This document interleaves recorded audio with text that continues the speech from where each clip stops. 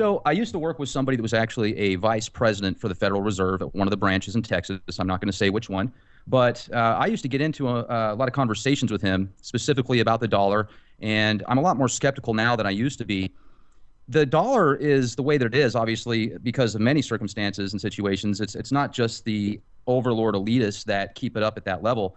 It's also the consumers. You know, people like you and I that are going out buying stuff are also making an impact on keeping the dollar strong. And if it does get to the point to where it might collapse, maybe that's possibly why this Jade Helm situation is taking place, because they're getting prepared for that. But I've been hearing for years that the dollar is going to collapse for at least 15 years now, Yes. and it's stronger than ever. So, you know, how is it making aren't we making it more likely to cause the dollar to collapse if we're saying how bad it is and how worthless it is? I used to listen to Alex Jones, and I thought this guy was just great.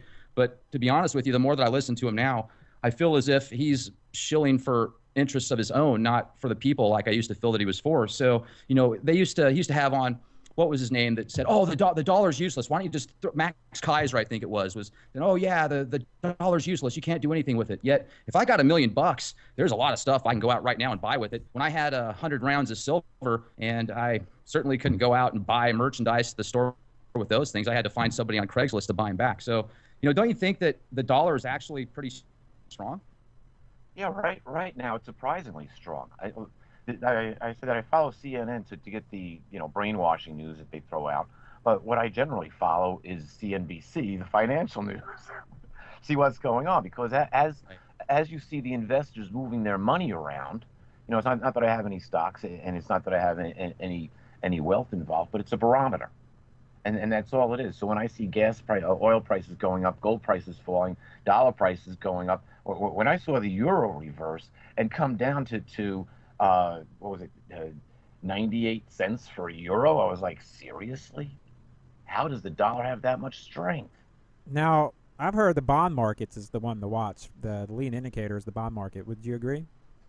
Well, yeah, you have to watch for money shifting. And the bond market, I don't really follow it all that much, but I've seen lately that the past couple of days they've had some nice gains. They seem, if I recall correctly, they had a nice gain this morning. Yep. I didn't watch. I don't really pay attention. I generally look for the indicators of oil, gold, silver, the dollar, and the overall stock market performance. And now, what does that tell me? Not much. It just tells me how stable things are. When I start seeing sell-offs, a $200 sell-off in the market is nothing. The market's at what, 1800? Yeah. I mean, 18,000? Yeah. Come on, it's never been in this territory before. But And now when this collapse happens, we all agree that it's going to happen eventually, right? well, my son made an argument today. He said you can't keep on pumping money into a system and expect it to continue to do well. Sooner or later, you have to have a reset. Now, and that's happened all through history. Look how many times the market has reset. We think back to 1929 as the great stock market crash, but it's reset a lot of times since then. But what are the driving factors that are behind what's going on now? You see, we're financing war. Ooh, there's a moneymaker there. Oh, yeah. And what do you mean we're financing war? Well, here's something that everybody missed. You see, what happened last September? The United Nations voted, the General Assembly of the United Nations voted to end extremism.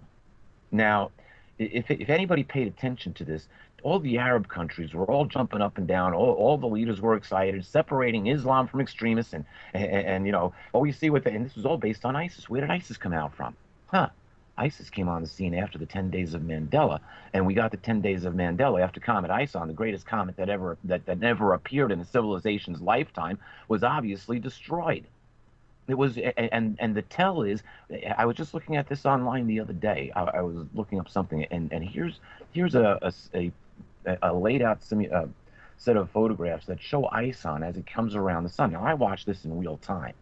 And as soon as it came out from behind the sun, I said, that cone is blowing the wrong way. It's supposed to be blowing 90 degrees away from the sun, no matter where it's located. And it's blowing at 45. What's going on here? This thing is supposed to be pointing the direct opposite of the sun, no matter where it's traveling. And here, the thing's making a 45-degree turn. What's going on here? Why is the coma of the comet blowing to the left when it should be blowing straight out? So you're saying they blew it up? It disappeared, didn't it? It did. No, you're right. It did. I remember it just vanished. I And remember. what, and what day was that? Oh, that was Hanukkah, the first day of Hanukkah. And what did we get instead of Comet Ison? The 10 days of Mandela, the night of Malta, subject to the Pope, or in servitude of the Pope, and subject to the Vatican, the man who died twice, the first time on June 26th and the second time on December 5th. What, are you kidding me? And that whole thing lasts 10 days, which is tied into a lunar alignment of the Voortrekker Monument. Go look that one up, which is in South Africa. And he gets interned the day before the alignment, and the lunar alignment with the Voortrekker Monument also matches where Comet Ison would have been on December 16th. And when all the Mayan folks turned around and went back and said, oh, why didn't it happen on December 21st? They said, oh, because we forgot to carry the 0 year. It should have been December 16th. On the evening of December 16th, the Mayan feathered snake god should have made itself clear in the evening sky. It would have looked like a giant exclamation point standing right above Venus. But it was gone. And then we got, immediately thereafter, the revolution in Ukraine turned bloody. We got an Ebola outbreak in Africa, one that had world consequences. Yeah, total psyop. Absolutely. I mean, come on. If it was a real situation where everybody was getting Ebola and it was as contagious as they say it was, would all be either in some type of confinement right now, hiding from it, or would be dead. Yeah, but it was all a psyop. Now, keep that in mind. What else did we get, though? It didn't happen in the month of December. It happened on the 3rd of January, that all of a sudden this little-known group called ISIS reared its nasty head and became the enemy of the entire world, and since then has expanded throughout the Middle East and Africa. Well, and let's talk about hotspots. You know, Peter, you know this better than most people. Let's talk about ISIS and who's funding them, who they really are, because every other article that you read in the conspiracy realms or even in a lot of the mainstream media now is talking about how ISIS is the biggest threat and they've got briefcase nukes and we've really got to watch out for them because they're going to go through the Mexican border and get us in our sleep. Hey, but you know, I just wanted to shift gears because I know, Rex, you wanted to talk about Jade Helm, and I think that's probably definitely something that we need to cover here tonight. Just want to remind you folks that we will be taking a break at the bottom of the hour. So, Peter, what is your thoughts on ISIS? Do you think it is a major problem? Or is it just... here's the thing about ISIS. There's a little-known fact, and it's amazing.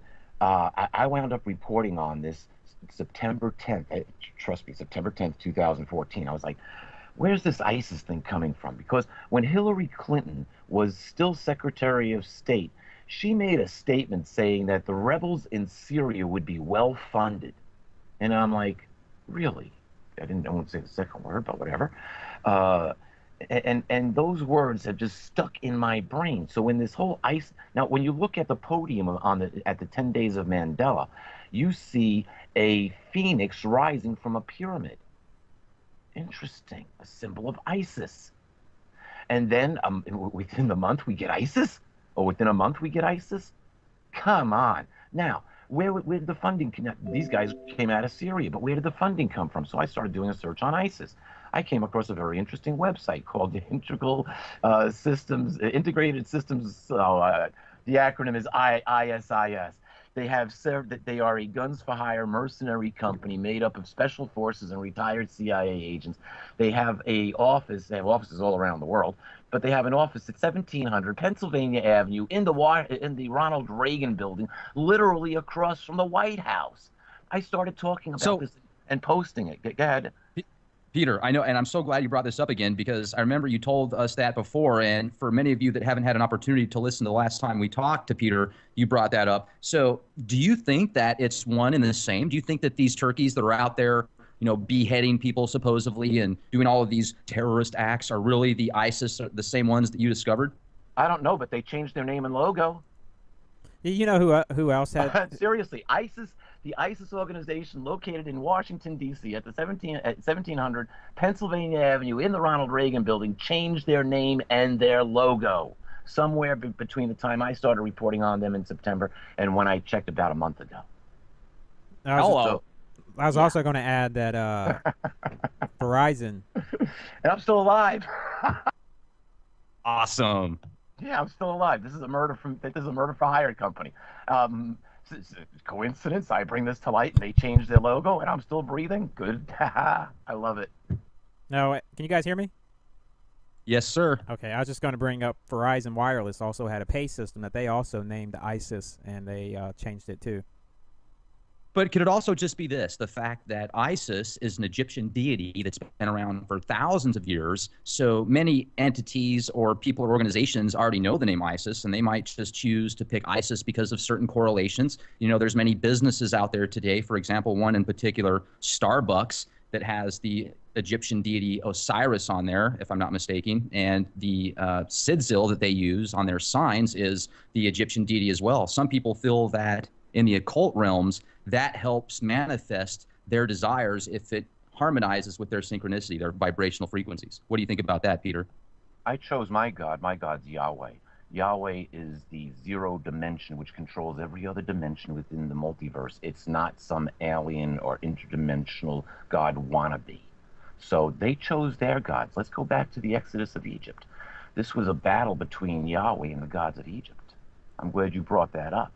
See, when you go back to the 10 days of Mandela, remember all the presidents were there, all these world dignitaries, over 90 of them, and they're standing next to this crazy guy who's signing in a language that nobody knows, that nobody can understand. What I'm talking about when I say nobody, everyone who understands sign language, whether it be American or from some other country, no one of the experts, including my mother, could understand what in the world he was saying. My mother is a certified American Sign Language translator. She has been all my life. So I think she might know. What's this guy talking about? I have no clue.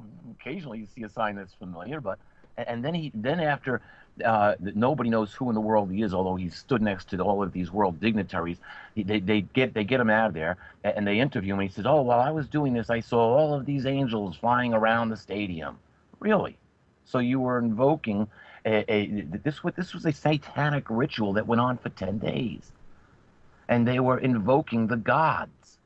Yes, that's exactly what they were doing.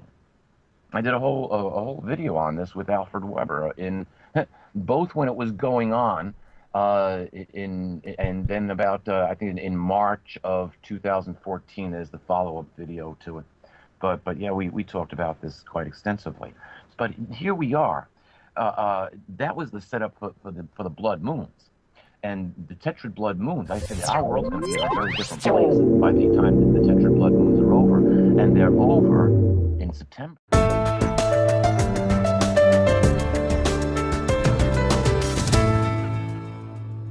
So I used to work with somebody that was actually a vice president for the Federal Reserve at one of the branches in Texas. I'm not going to say which one.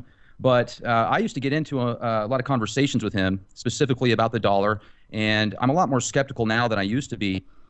The dollar is the way that it is, obviously, because of many circumstances and situations. It's not just the overlord elitists that keep it up at that level. It's also the consumers. You know, people like you and I that are going out buying stuff are also making an impact on keeping the dollar strong.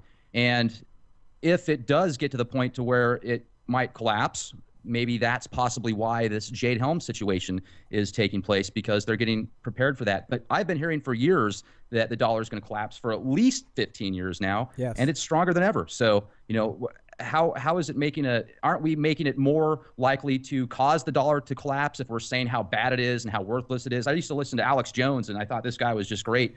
But to be honest with you, the more that I listen to him now, I feel as if he's shilling for interests of his own, not for the people like I used to feel that he was for. So, you know, he used to have on, what was his name, that said, oh, the dollar's useless. Why don't you just Max Kaiser, I think it was, oh yeah, the dollar's useless. You can't do anything with it. Yet if I got $1 million, there's a lot of stuff I can go out right now and buy with it. When I had 100 rounds of silver, and I certainly couldn't go out and buy merchandise at the store with those things, I had to find somebody on Craigslist to buy them back. So, you know, don't you think that the dollar is actually pretty strong?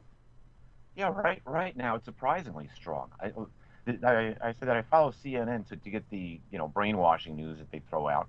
But what I generally follow is CNBC, the financial news. See what's going on, because as you see the investors moving their money around, it's not that I